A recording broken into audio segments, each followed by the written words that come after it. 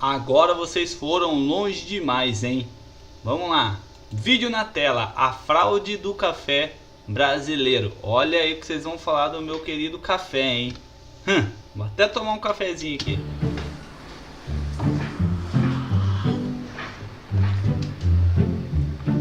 Tá bom, essa situação tá muito exagerada, mas isso é o que você consome diariamente no seu café.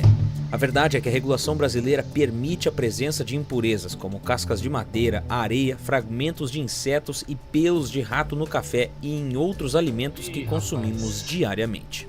Pior que isso, esse café vendido nas prateleiras dos mercados do Brasil tem sua qualidade comprometida desde a seleção dos grãos. Sendo o principal exportador mundial, o país leva para fora quase toda a sua produção, restando para nós brasileiros os grãos de menor qualidade, que são quase queimados no processo da torra para mascarar sua má qualidade e as impurezas. Para completar a farsa, são vendidos como forte ou extra forte, reforçando o estigma de que café bom é café amargo, quando na verdade estamos tomando café queimado. E enquanto alguns discutem se vai ou não açúcar, bebemos um produto cheio de impurezas, acreditando que estamos obtendo o melhor a ser oferecido. Mas a cereja do bolo vem agora. Temos que encarar notícias como a de junho de 2024, onde o Ministério da Agricultura anunciou uma lista de 14 marcas e 24 lotes de café que tiveram a venda suspensa. Peraí, mas então você vai vir aqui, vai jogar o que o café não é bom, que tem rato, que tem não sei o que. Eu quero ver essa lista aí, quero ver se você vai trazer essa lista aí, hein? Vai, tá achando cara de bobo? Pensa por serem considerados impróprios para o consumo. Ah sim, pedaços de tronco e pelo de rato tudo bem, mas agora passaram dos limites, vamos recolher. E o café não foi um caso isolado, mesmo a Anvisa sendo bem flexível e permitindo vários tipos de dejetos no nosso café, só nesse ano tivemos inúmeros casos de produtos retirados das prateleiras por risco à saúde do consumidor. Mas afinal, o que 14 marcas de café fizeram para terem seus produtos considerados impróprios para o consumo? E o que mais tem passado dos limites estabelecidos pela nossa regulação? Tá, mas qual que é a marca do café? É isso que eu quero saber. Você não vai vir trazer aqui que o café tá impróprio e vai passar por isso. Café nosso de cada dia. O brasileiro toma em média 3,8 xícaras de café por dia.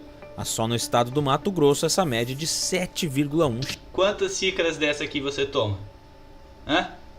Se for fazer a conta, eu acho que toma umas 19, mentira. Umas 3, 4 vai, sossegado. Xícaras. Por isso o Brasil é também o segundo maior consumidor de café do mundo. E além de grande consumidor, o Brasil é o maior produtor e exportador de café do mundo, com expectativa de produzir 66,3 milhões de sacas em 2024, 4% a mais que em 2023. No entanto, apesar desse consumo enorme, o país exportou na safra de 23-24 47,3 milhões de sacas de café, o que representa quase 90% do total produzido. Isso quer dizer que apenas 10% dos grãos que produzimos permanece aqui para o consumo do brasileiro. Ao contrário do que a maioria pensa, nem todo café é igual, e são poucos os brasileiros que realmente sabem diferenciar um bom café de um ruim. São muitos os fatores que afetam o tom do grão. Segundo o blog da marca Mais Um Café, a região em que é cultivado é um grande determinante. Há uma ampla variedade de grãos que se modificam em tons, indo do mais claro ao mais escuro. E não, apesar de muita gente acreditar que os cafés mais escuros são intensos em sabor, isso está longe de ser verdade. Um café mais duradouro tende a ser o mais saboroso. Mas o que melhor determina o tom do café que consumimos é o processo de torra. Quanto mais curto o tempo de torra de um café, mais claro é o tom do grão. E isso é decisivo para o sabor final da bebida. Os grãos de café que passaram por processo de torra mais curto tendem a preservar sabores mais delicados e ácidos naturais. Já os cafés escuros apresentam sabores mais intensos e amargos, o que não determina que eles sejam mais fortes. Mas o brasileiro está acostumado a dois tipos de café, o forte e o extra forte, que no final apenas representam um café muito torrado e o outro quase carbonizado. Para ser sincero, eu mesmo sempre tomei os cafés clássicos do Brasil. E até hoje sigo assim, até porque sendo algo que tomo todos os dias, se eu for pagar muito mais por um café melhor, vai pesar no bolso, assim como para a maioria de nós. Pois é. Mas quando eu tomei um café colombiano de grãos selecionados e marca cara, eu percebi que o café normal que a gente compra nas grandes redes de supermercados não é mesmo dos melhores. Segundo Nelson Barizelli, consultor de consumo e um dos 320 mil cafeicultores do Brasil, o consumidor brasileiro precisa reaprender a tomar café. Ele resume a situação.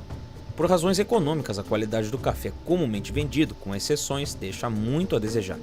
Grãos de qualidade inferior e até grãos rejeitados por não possuírem características mínimas para oferecer aroma e sabor adequados, são torrados quase até a queima e moídos com granulação muito fina, para esconder as imperfeições da matéria-prima utilizada.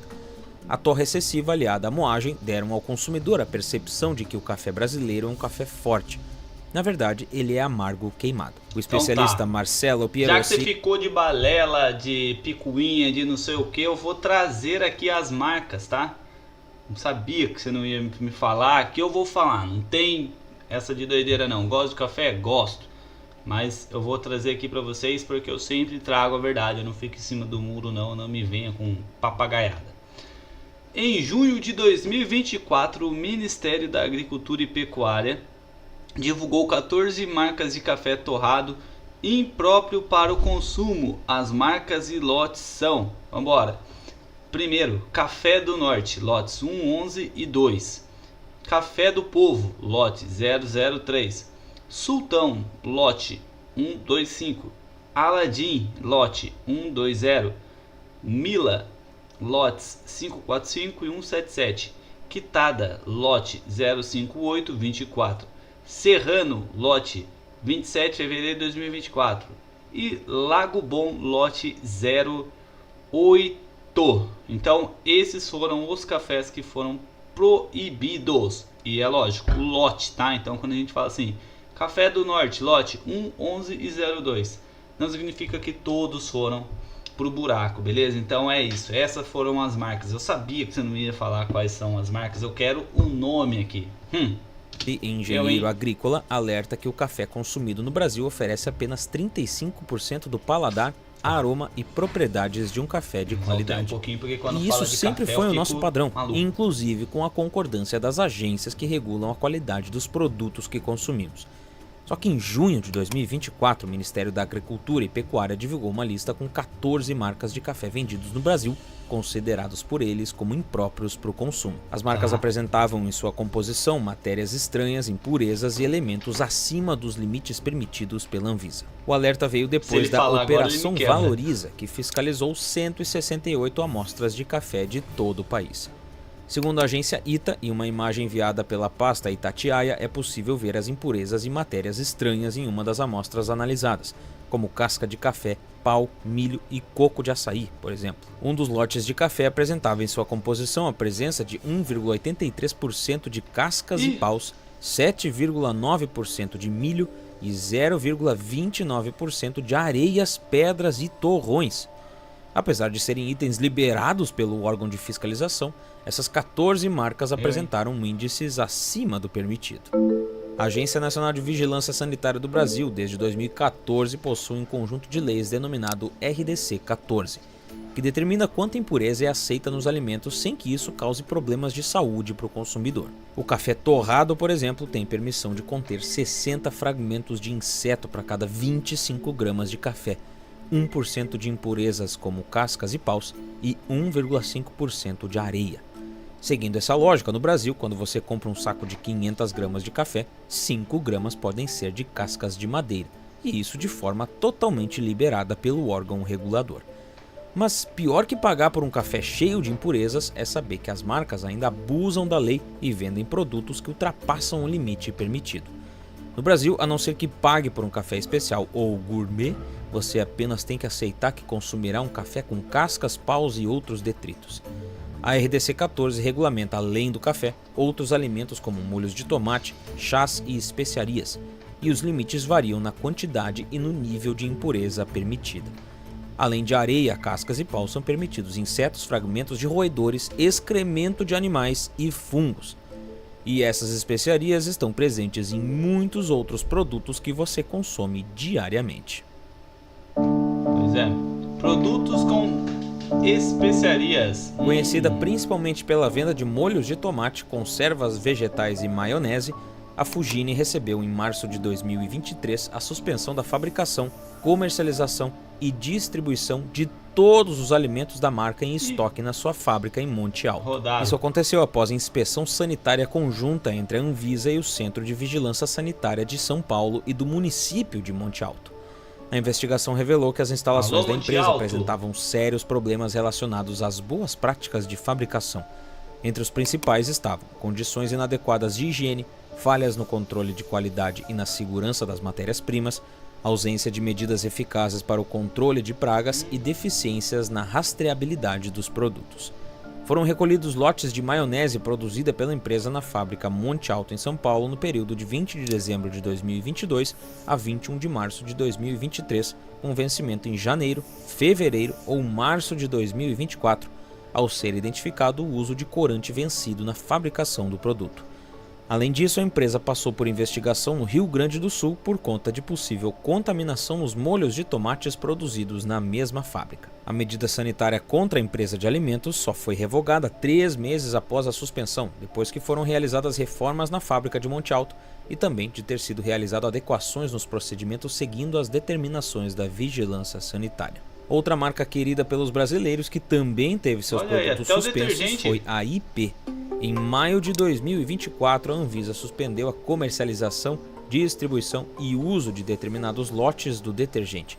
Segundo o órgão fiscalizador, o produto apresentava risco de contaminação biológica. Com exceção da produção de outubro, todos os demais lotes de julho a dezembro de 2022 foram recolhidos de forma voluntária pela empresa, depois de ser identificado um desvio durante a análise de monitoramento da produção que teria um potencial risco de contaminação microbiológica. A marca chega a 95% das casas do Brasil. Cerca de 55 milhões de famílias brasileiras utilizam o produto. Eu mesmo sempre compro o sabor maçã para lavar a louça aqui em casa. Segundo o Brand Footprint, elaborado pela Kantar, a IP foi escolhida 552 milhões de vezes no país em 2022, ficando em segundo lugar no ranking como a marca mais escolhida pelos brasileiros, atrás apenas da Coca-Cola. Então, top 1, Coca, 2, IP, 3, Perdigão, 4, Seara, 5, Italac. Em comunicado à imprensa, a empresa informou: após uma rigorosa análise interna, identificou-se em alguns lotes específicos a possibilidade de descaracterização em seu odor tradicional sem risco à saúde ou segurança do consumidor, porém, em alguns casos, perceptível ao olfato. Mesmo que a IP não seja uma empresa de alimentos, o consumidor entra em contato de forma direta com os produtos de limpeza vendidos por ela, o que poderia causar contaminação. Apesar de os casos da Fujini e IP estarem associados a um possível risco de contaminação, há situações piores que podem levar a uma possível doença ou até morte do consumidor. Foi o caso sério de algumas fórmulas infantis. Risco para quem precisa melhorar a saúde. A Anvisa proibiu em janeiro de 2024 a importação, venda e uso de 6 lotes da fórmula infantil Nutramigen LGG no Brasil, por risco de contaminação da bactéria Chronobacter sakazaki, catalisadora de episódios de meningite em bebês, uma doença que pode levar à morte. A bactéria está associada a infecções, especialmente em recém-nascidos, prematuros, bebês de baixo peso e imunossuprimidos. Além da meningite, as complicações por infecção pela bactéria podem resultar em casos de enterocolite, necrosante, bacteremia e infecção generalizada. A suspensão aconteceu após a Anvisa levar em consideração um alerta feito pela agência regulamentadora americana, a Food and Drug Administration, sobre o recolhimento voluntário do produto nos Estados Unidos. No Brasil, o produto é importado sob responsabilidade da Mead Johnson do Brasil, Comércio e Importação de Produtos de Nutrição Limitada. Ao contrário do que aconteceu nos Estados Unidos, aqui os produtos vendidos para bebês tiveram que ser recolhidos depois da suspensão da agência do governo. Em março foi a vez da Neogermina. A empresa teve a suspensão da venda, distribuição e do uso de 4 lotes do suplemento alimentar de Bacillus clausi da marca, por conta de desvios de qualidade ocasionados pela presença de partículas estranhas no produto. Os probióticos são comercializados como fonte de bactérias benéficas para a saúde, servindo para o equilíbrio da flora intestinal e inibindo o desenvolvimento das bactérias que causam doenças. Dessa forma, eles auxiliam no combate a problemas digestivos e previnem o desenvolvimento de doenças infecciosas e inflamatórias, como diarreia, úlceras, bronquite ou alergias. A suspensão do probiótico da Neogermina aconteceu após o comunicado de recolhimento voluntário do produto pela empresa Brain Pharma Indústria Química e Farmacêutica S.A., responsável pela sua produção. Em casos como esses, é orientado aos consumidores que compraram ou mesmo chegaram a consumir os produtos suspensos pela Anvisa solicitarem a sua substituição conforme o Código de Defesa do Consumidor. Se mesmo após suspensos você encontrar os lotes ou as marcas sendo comercializados, pode informar a Anvisa ou ao Ministério da Agricultura para ser feita a retirada dos produtos das gôndolas. Perfeito. No entanto, diante de tantos casos e descasos, fica difícil para nós consumidores acreditarmos que os produtos que compramos são de fato propícios para o consumo, ou se apenas teremos que aceitar consumir folhas e impurezas como fazemos com o café. E são itens consumidos diariamente pelos brasileiros. É muito importante que a penalização das empresas nos casos dos produtos suspensos seja mais severa, especialmente aqueles que não foram voluntariamente retirados dos mercados. Seja por questões de higiene, segurança, danos à saúde e até como uma forma de nos compensar pela quebra da nossa confiança nessas marcas quando escolhemos seus produtos no meio de tantos outros que estão nas prateleiras.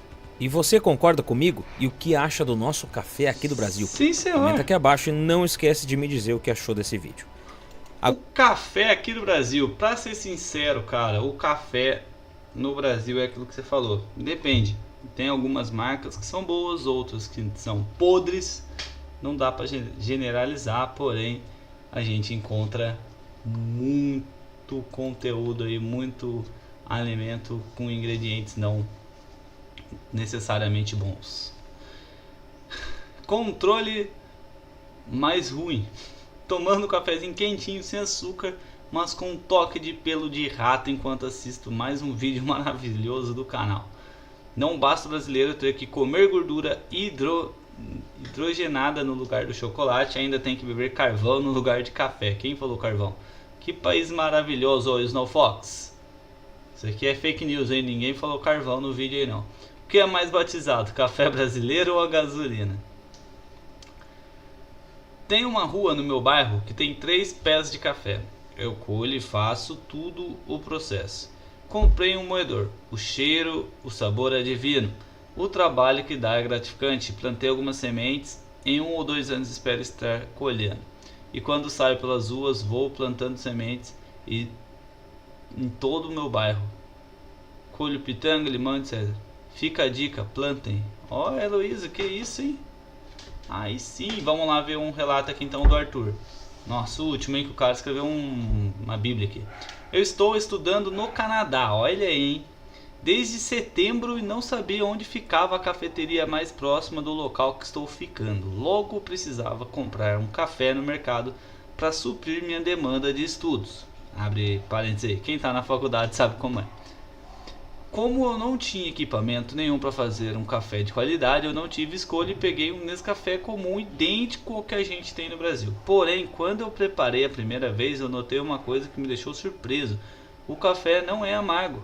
Eu sempre tomei café que são considerados gourmets no Brasil, porque sempre odiei o amargor que os tradicionais tinham. Aliás, sempre quando tomava um café solúvel, quase sempre colocava açúcar.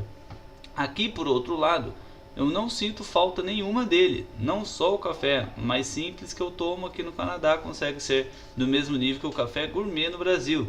Como o café que eu tomo aqui é brasileiro, isso aí eu também tomo café do meu país com melhor qualidade estando fora do meu país. Fogo. Que isso? Que... Vamos colocar uns pontos, hein? Entregar melhor aí, cara. O melhor foi ele falar que compro IP sabor maçã. KKK, eu compro com odor de maçã, pois não tenho costume de beber o IP. Brincadeira, gente. Lamentável, inacreditável, inaceitável a falta de competência das agências de fiscalização brasileira numa clara e evidente relação cabulosa com indústrias produtores de café. Orgulho de ser cafeicultor, vendo café especial para mostrar o que realmente é café. É isso aí, chega. Então, esse foi o nosso vídeo da fraude do café. Mexeu num ponto crítico aí da sociedade, já que todo mundo diariamente toma sua boa dose de café. E trouxe aqui então para vocês aí a verdadeira fraude, beleza? Toma cuidado.